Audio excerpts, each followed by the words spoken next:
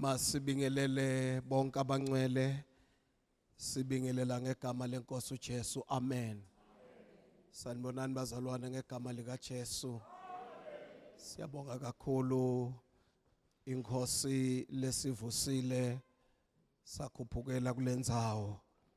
Praise the Lord.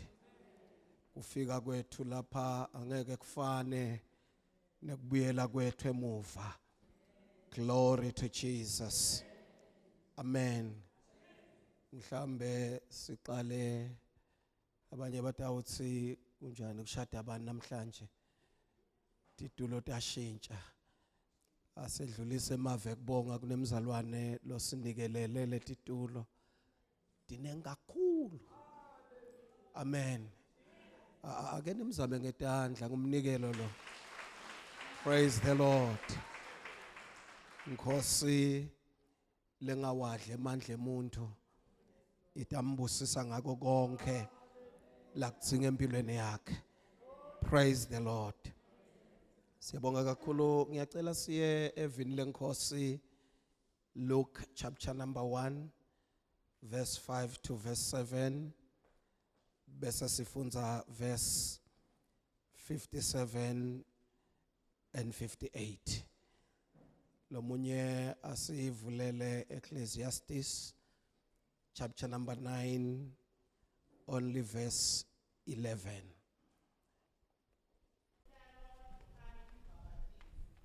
Ngesikhathi kubusa Herodi inkosi yaseJudiya kwakunempristi labebitwa ngekuthi nguZakhariya abewe licembu la Abiya lebupristi.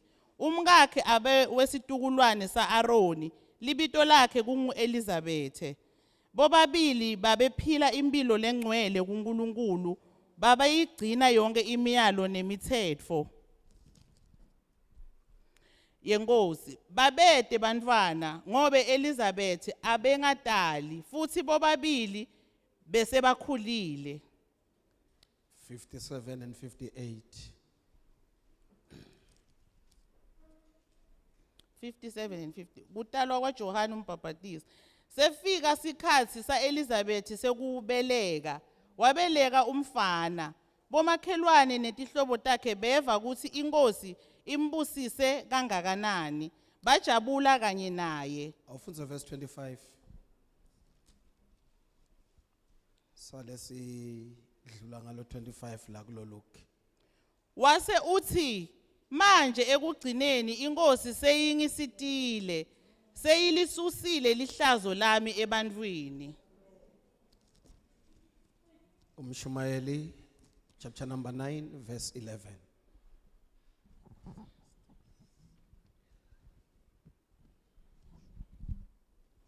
Ecclesiastes Chapter number 9 verse 11. Kukhona lokunye lengikubonile lapha ngaphansi kwemthundi welilanga. Ematubane lamakhulu akusiwo lenda umuntu aphumelele emncintiswaneni. Nemandla akusiwo lenda uncobe ekulweni. Kanzi nekudla akutfolwa ngulabahlakaniphile bodwa. Nebunjinga abusibo balabakhaliphe ngengqondo kuphela. Nempumelelo ayisiyo yalabanelikhono kodwa sikhathi nematfuba kubehlela bonke. Oh, be lifted above all other God we lay.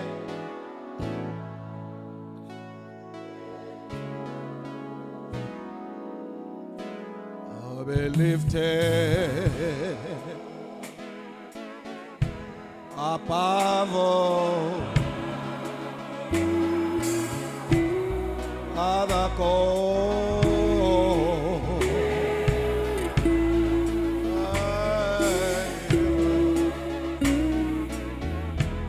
Oh, be lifted.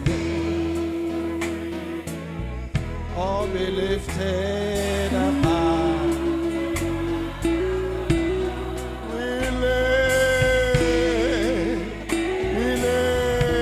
We lay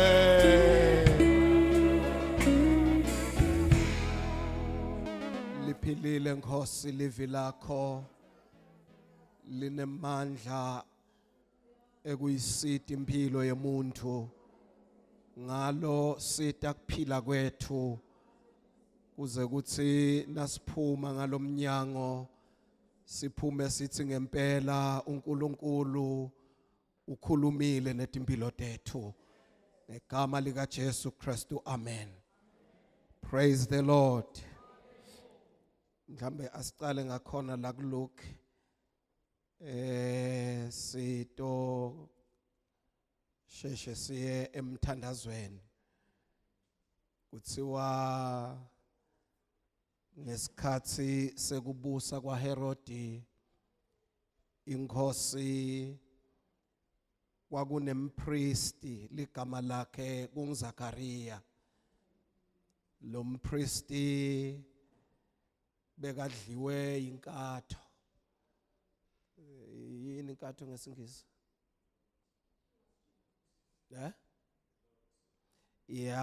Adliwe inkatho kuthi kube nguye longena laphayana etempelini kuyoshisa impepho endzaweni lengcwele ngoba siyathi ukuthi lapha etempelini belehlukene kathathu.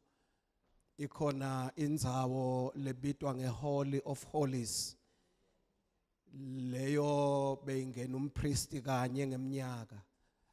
Bese kuba khona indzawo leholy, then bese kuba khona ke lendzawo lokuhlala kuyo bantu.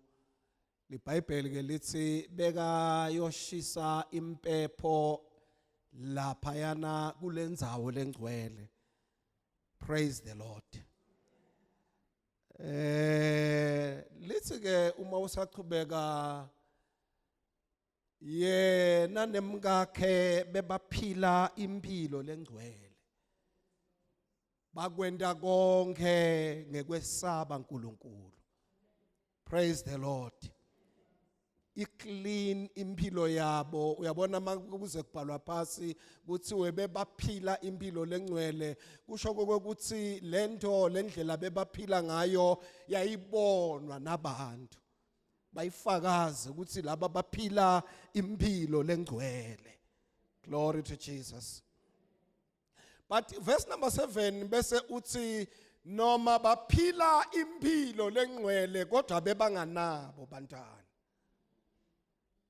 ngoba Elizabeth bekangadali. Kwendeka uphile kahle ube ngcwele kodwa letinye tinto letitholwa abantu wena ungatitholi. Hayi ngoba uNkulunkulu akwenyanya noma akulahlile. Glory to Jesus. Uyakwati uNkulunkulu kwekuthi watiwa nawe utati kwekuthi uhlobe kangakanani kuNkulunkulu letinye tinto atibambe. Glory to Jesus. Baphumelele ngapha nangapha kwakho, kuphumelele nalabangaphili bungcwele. Uze utibute uthi kanti mine lo wami uNkulunkulu wenda njani, ngoba ungathi noma ungaphili tinto tiyakulungela kanti ikhona into uNkulunkulu ekugcineni lafuna kuyidisplaya.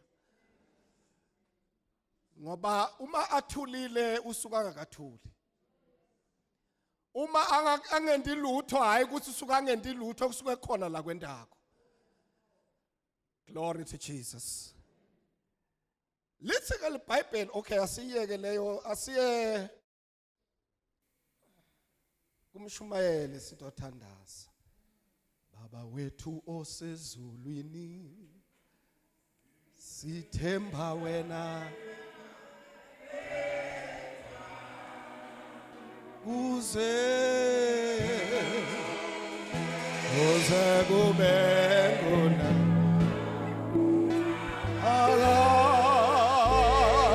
akade so.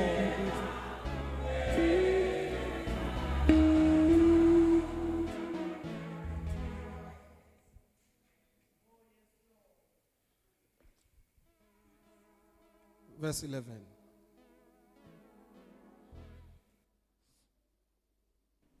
kukhona lokunye lengikubonile lapha ngaphansi kwemtfundi welilanga. Ematubane lamakhulu akusiwo lenta umuntu aphumelele. Uthi-ke Solomon kukhona lengikubonile. Ngisaphila la ngaphasi kwemthundi welilanga.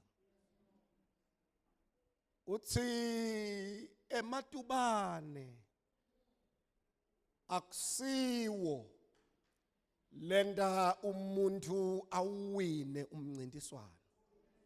Glory to Jesus. Ungaba nawo ematubane kodwa ungawini. Kuwine lebe uqabanga kwekuthi uyamshiya kodwa kuwine yena. Ngoba akusiwo ematubane lenda umuntu awine. Yebo ma. Nemandla akusiwo lenta uncobe ekulweni. Labanye banawe emandla kodwa leli Bible lithi akusiwo nemandla. Lamenda umuntu anqobe ekulweni. Amen. Bangaki lababuka i-wrestling labahle bayibuka nje i-wrestling. Ngiyababona ke ngiyababona labanye noko sebaphuma kuyo bake bayibuka baphuma kuyo. Akusiwo emandla. Nabo Rey Mysterio bayawina. Bawine babhekene nabo Big Show mangale ukuthi uwine njani ku Big Show. Rey Mysterio. Amen. Funza make sitothandaza. Kanti nekudla akutfolwa ngulabahlakaniphile bodwa. Bakhona abantu labahlakaniphile lendlela labahlakaniphe ngayo ithe yathi kuphakama kodwa iBhayibheli lithi kudla akutholwa ngilabahlakaniphile kuphela. Kuyendeka labahlakaniphile balambe nenhlakanipho yabo. Wesisi. Nebunjinga abusibo balabakhaliphe ngengqondo kuphela. Nalabakhaliphe ngengqondo. Loqabanga kwekuthi bangahlanganisa kuhlangane liBhayibheli lithi bunjinga nabo akwendeki mhlambe ebutholwe ngibo nje. Kuyendeka bakhaliphe ngengqondo kodwa bunjinga buphunyuke latandleni. Lapha ebunjingeni kunjinge umuntu lebekuthiwa sidome esikolweni. Lebekatiwa nje kwekuthi esikolweni hayi nangabe nifuna kubona labafeyilako labasemuva lababambe emuva buka nangibani kodwa uthi uthembilweni umbone kuba nguye lonjinga kwedlula lona bekakhaliphile engqondweni ngoba bunjinga abusibo bebantu laba khaliphile kuphela nalaba ngakakhaliphi. Yebo ma. Nempumelelo ayisiyo yalabanelikhono. Angifundzele ngesingisi lapha sitothandaza. Baba wethu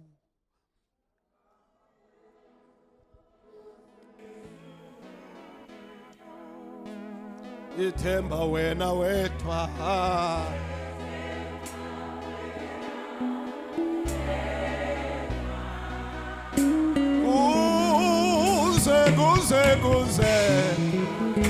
kuze kubeba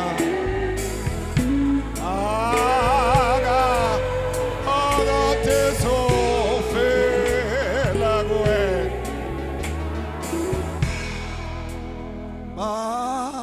ba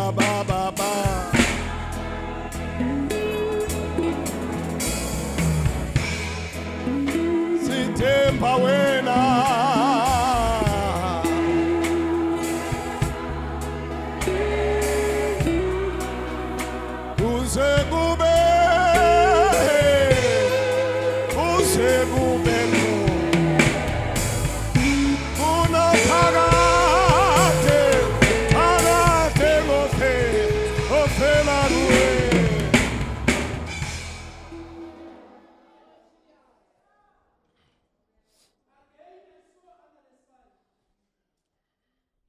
Again I saw under the sun that the race is not for the swift, or the battle to the strong, or the bread to the wise, or the riches to the discerning, or favor to the skillful.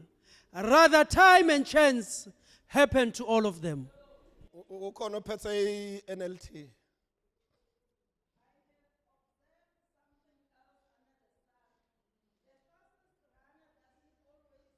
Win the race, and the strongest warrior does not always win the battle. The wise sometimes go hungry, and the skillful are not necessarily wealthy, and those who are educated don't always lead successful lives. It is all decided by chance, by being in the right place at the right time.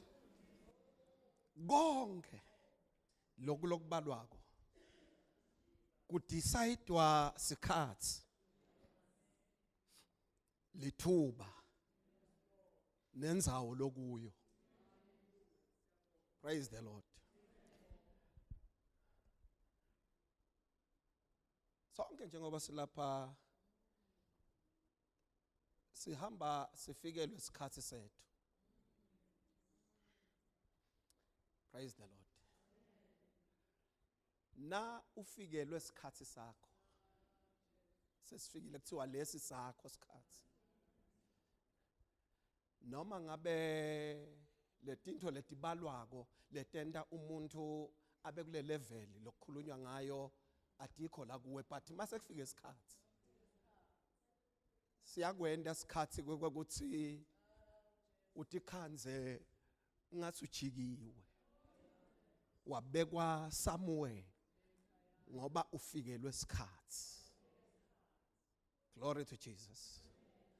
Nakunento lokufuna uyihloniphe lapha ekuphileni noba uyibuke ungavunywa kwekuthi sithi isikhathi sakho sifikile siphinze sikuphose, ngoba bakhona labanye labaluza emathuba isikhathi sabo sesifikile ngoba indzawo labakuyo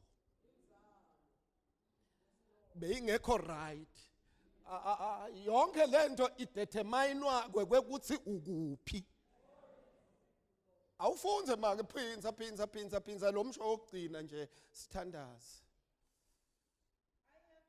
Lo asekugcineni ubuyeke observer sesikuvile lokusekugcineni. It is all decided by chance, by being in the right place at the right time. Ma usendaweni le right ngesikhathi lesi right. Tikhona tinto letilunga mawulapho. Tilunge ngeke ukuthi ukuphi and ukuphi ngasiphi isikhathi. Amen. Sengifuna kwehla lapha Isaiah 60 verse 22. Uzokwenza konke akuthembi yena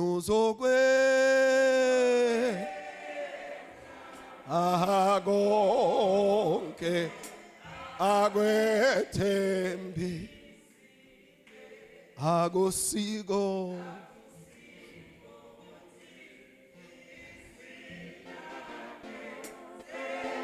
selesule akosiko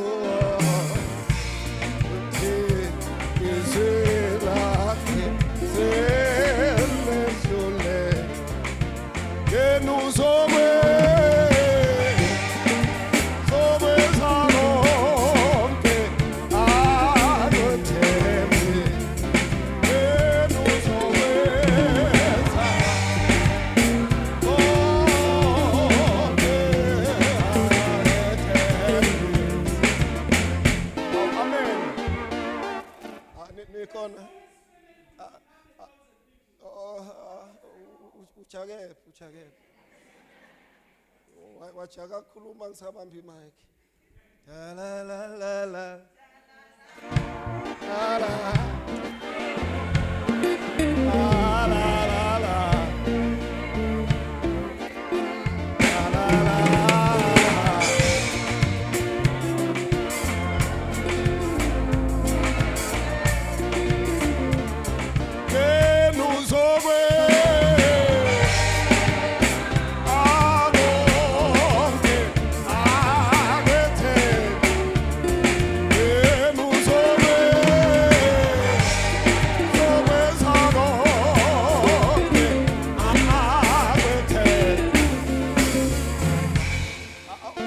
uthinselo loseceleni uthi utakwenda. Uthinselo loseceleni kwakho utakwenda.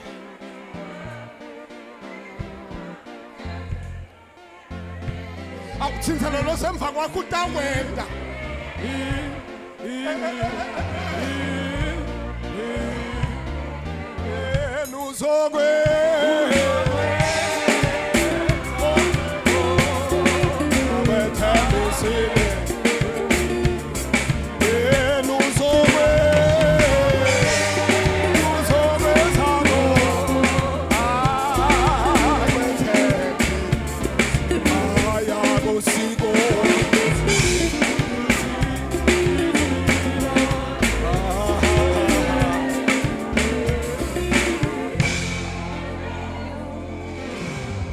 Verse number 22, siye emthandazweni.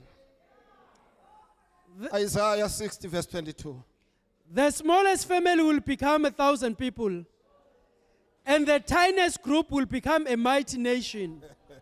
At the right time, I, the Lord, will make it happen. At the right time, I, the Lord, will make it. Ntakwenda. Ake uthi nasesi right isikhathi wende nje. Wena uphazanyiswa into letendekako nalabanye longathi kubahambela kahle namhlanje sikhathi sabo. Nesakho sikhathi siyeda. At the right time. At the right time. Mshumayeli 3 verse number 11 just isibuke nje Mshumayeli 3 verse 11.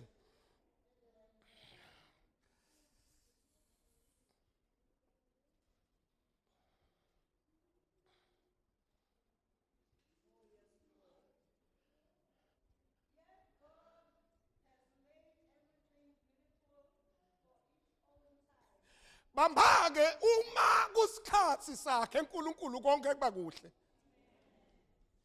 Nasesifikile isikhathi lento la kwendela yona iba yinhle. Bakhona abantu lapha kaMagugu, nikhona kaMagugu. Nikhona kaMagugu sesiyavala. Awutshela amakhelwane soyavala umfundisi. Nakathe utakwenda uyakwenda. Ukwenda kufungiwe kwafungwa kwathiwa ngeke kuze kwenteke lutho kulona kwafungwa bengisho mine kugwazwe ngetikhali kwabitwa ligama lakho lavalelwa laboshwa but nasesifikile isikhathi kuyendeka kwenteke kuvaliwe ngoba nasifikile isikhathi kuyendeka kungafika isikhathi. Glory to Jesus. Lasifisa khona iBhayibheli likhuluma ngaElizabeth lithi beka inyumba angabatholi bantwana. Glory to Jesus. Bamba njengoba angabatholi bantwana nje kulinde isikhathi lesi right. Bantu bahlekisa ngayo ngoba abantu bayathanda ukuthi ifake intweni leti ngabadzini. Bahlekise ngesimo sakho kanti abathi ukuthi your time is coming. Bahlekisa ngaye. Waze waphila ku community alihlazo. Verse number 57 ngehle ngihambe. Look siyathandaza. All the days of my life I shall all the days of my life I shall not want, I shall know.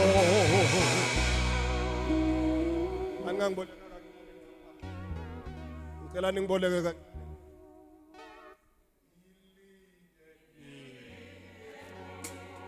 He leaded me. He leaded me. He leaded me. All the days of my life I shall jaha. Israel uke wathunjwa wabaseBabylon. Na athunjiwe bekathunjwe for 70 years. And uNkulunkulu washo ukuthi utawuhlala lapha for 70 years. But uma seyiphelile iminyaka leng70 ngitakukhumbula ngikubuyisele even lakho. Glory to Jesus. Masifika leso sikhathi sathola ukuthi akekho uNkulunkulu lamethembile kaIsrayeli ukuthi angabalida labantu abakhiphe eBabylon ababuyisele emuva. Wase ngoba mase kufika isikhathi uNkulunkulu akakwesweli langakwenda noma into ngazathi ihlangana. Wathi anointela Kores. Le little Bible wam anointa angakatalwa wam anointela nje kwekuthi abuyisele sive sakhe enzaweni yakhe bamba lolo anointwako akamati naNkulunkulu.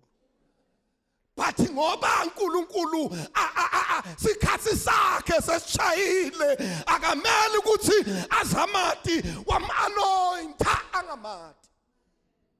Funza chapter 45 Isaiah angisathi ngiyaphi lapho phasi nje na akukhumbulile uNkulunkulu. Na akukhumbulile uNkulunkulu. Uyenda kwekuthi noma ingekho indlela ibe khona.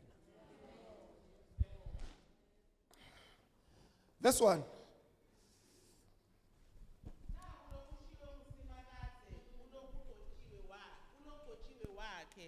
kuKhuresi lengimbambe sandla sakhe sangasekudla ngendela kwehlula tive embi kwakhe ngemuke emakhosi tikhali tawo ngivule neminyango embi kwakhe kuze emasango angete uvalwa ngithi kuye ngiyawuhamba embi kwakho ngende tindzaba tibeke ngiyawukwephula emasango elitfusi ngijube imigcala yetinsimbi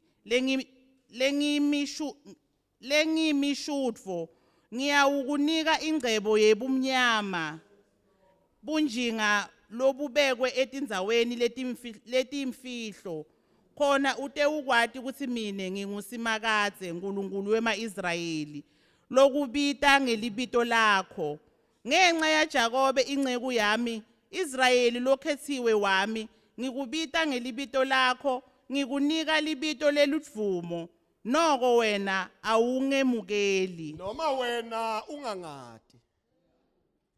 Noma wena ungangemukeli kodwa ngoba ikhona into lengifuna kuyenda. Utamkhipha Israel. Nakufika isikhathi. Kungafika isikhathi. Uyakwendela uNkulunkulu uthi khanze wendelwa ifavor ngumuntu lobo ngacabanga ukuthi angakwendela ifavor.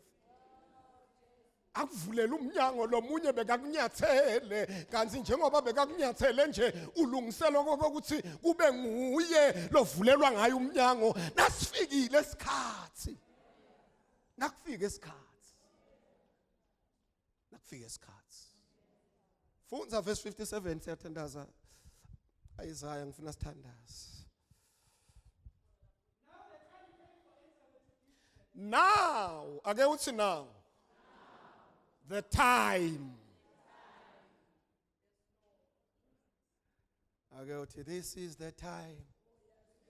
This is the moment. Safika isikhathi sa Elizabeth. Lesikhathi sifikela umuntu lobekayinyumba ebusheni bakhe ebumakotini bakhe ebumakeni bakhe simfikela ebugogweni bakhe safika isikhathi safika uthi safika this is the time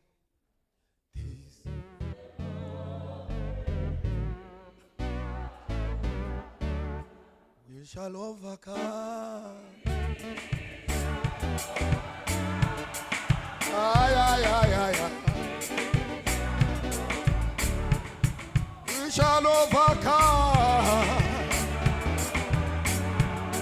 we shall overcome.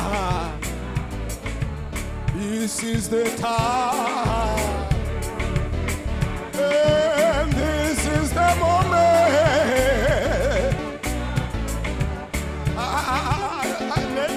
This is cards.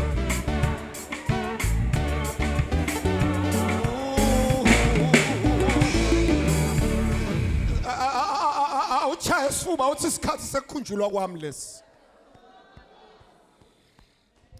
Isikhathi sekukhunjulwa, isikhathi sekukhunjulwa. Safika isikhathi sa-Elizabeth safika. Nasifika isikhathi sa-Elizabeth wadala umntwana. Nakadala umntwana ngoba nangabe indoda yakho ngasithi ideleyile baba banengi labatiko ngawe. Bengisho lo indoda yakho nangathatha ilungu nje iminyaka ilandzelane baba baningi bantu labayinothisayo lengxaki yakho.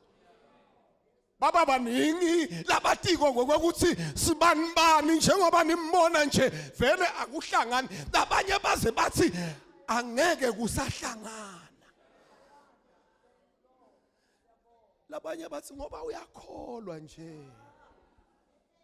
Lo muntu uphatha iBhayibheli onke malanga. Ithini kanzi indzaba yakhe? No! uNkulunkulu ufuna babone ngoba nasababonile ufuna kwenta ihlabekisa. Ake uthi uyayenda ihlabekisa uNkulunkulu.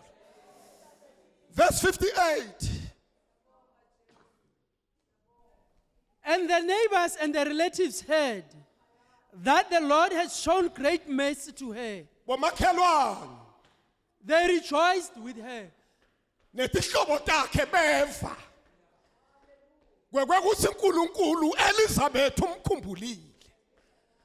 Banela kufa. Behla bayo celebrate kanye naye. Glory to Jesus. Ake nithi amen. Nakehla bamkhumbula bayo celebrate naye. Ngifuna kuvala ngalo verse number 25.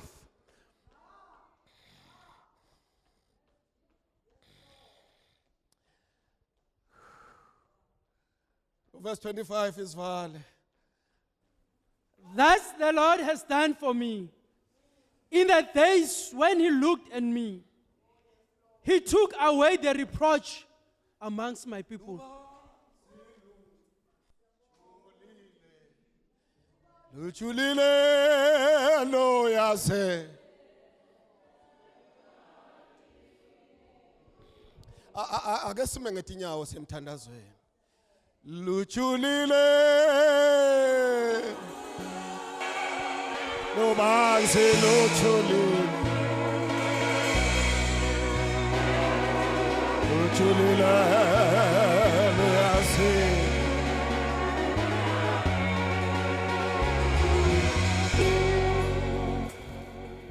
Isikhathi sakho sifikile nelihlazo lakho liyasuswa. Kungafika isikhathi tinto lebe bantu bakhomba kanje ngato bathi nisho lo, kungafika isikhathi tiyaguquka letikeyi ngoba isikhathi sakho sifikile. Kunalento lengithi lapha kimi angimemetele ngithi bakhona phakathi kwethu lesikhathi sabo sifikile. Bakhona phakathi kwethu leNkulunkulu abakhumbulile ku2026. Bakhona phakathi kwethu uNkulunkulu lafuna bahlabelele njenga Elizabeth bathi yende njalo inkosi kulomnyaka le yangikhumbula ngawo yalisusa lihlazo lami ebantwini. Bengilihlazo nginhlekisa kodwa ngemihla inkosi le yangibheka ngayo yalisusa lihlazo lami ebantwini. Umbuto ke umephi ngoba iposition nayo iyacounta. Kuyenteka tikuphunyuke tinto takho tikuphunyuke ngendzawo lokuyo.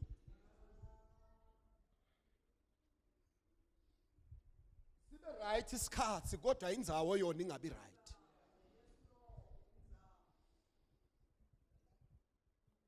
Ngifuna ukuthandaza nemuntu lothi Nkosi ngincede. Ngingaphunyukwa into tami isikhathi sami sesifikile. Nasikhathi sami sifikile Nkosi ngende letinto lobo ngilungisele tona ngesikhathi sami ngithi bambe. Nakhona la kumele ulungise khona Nkosi ngiyalungisa. Ngifuna kuma kahle ngoba mangime kahle kuya ngekuthi ume njani naNkulunkulu. Simo sakho njengoba sikhona nje ume njani naye ngoba angaba nato into takho but nakathi ufuna ukuthi deliver sitsha lesi abone ukuthi asikafanele kwekuthi singakhointena letinto leti. Injani impilo yakho? Siyasiva sikhathi nasifikile tiyendeka tinto bamba kuthiwa Elizabeth kanye nendoda yakhe bona bebaphila impilo lengcwele phambi kwaNkulunkulu. Lempilo lengcwele ngiyo leya attracta tinto letinhle kuNkulunkulu. Sathi nasifika sikhathi haleluya tendeka letinto ngoba impilo yabo yayivuma. Injani impilo yakho? Semthandazweni injani impilo yakho? Angeke yini into takho tedlule sikhathi sesifikile tedluliswe indzawo lome kuyo. Lothi Nkosi ngisite ungaphakamisa isandla la khona. Ngisite Nkosi na impilo yami ngisite. Ngiyacela nithi la ngaphambili sitothandaza. Ngihlanze emoye moyeni wami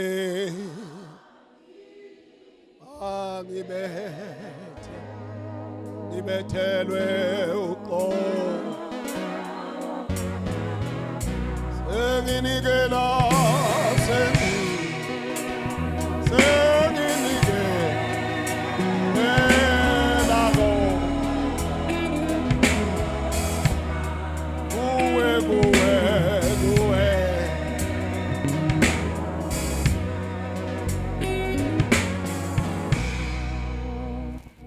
nakatse into utawuyenda uyayenda. Akayena umuntu ukuthi aqale manga. Siphakamise isandla phambi kwaNkulunkulu. Make shabanga usilide kulomthandazo. Walaba labathi ngihlande Nkosi. Enditinto tami tingangiphunyuki isikhathi sasifikile. Bakhona labanye bakhalela emathuba labangawasebenzisanga and angeke basakwati kuwajikisa sedlula isikhathi sabo. Nakusikhathi sakho lisebenzise kahle lithuba leliphambi kwakho. Make shabanga